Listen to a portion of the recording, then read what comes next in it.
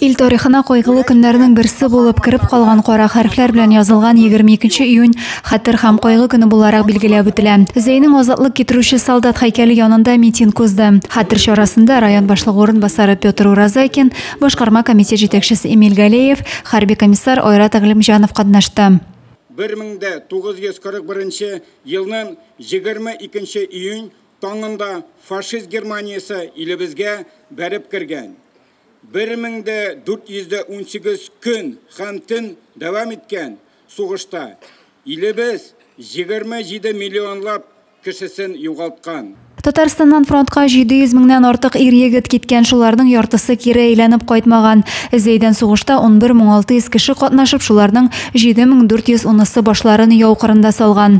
Сугышта катнашкан өлкәннәребезнең саны елдан-ел сирәгәя бара. Бүгенге көндә районыбызда 5 сугыш ветераны, 3 концлагерь тоткыны, 263 тыл ветераны яши. Безнең бурыч аларның геройлыгын киләчәк буыннарга тапшыру. Беркем дә бер нәрсәдә онытылмаска тиеш. Benim әтенің інісі соғыштан бір қолсыз қайтып, 2 ордені слава кавалері, сондай халлар қабатланмасын деп хистер кешірәбіз. Бірді көпмі илгә зиян келіп, көпмі халық қырылып.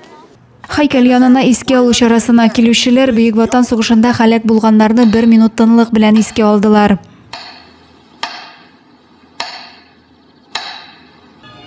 Азатлык китерүче солдат һәйкәле алдына чәчәкләр салдылар. Адилә Бирханова, Денис Ипатов, Зәй хәбәрләре.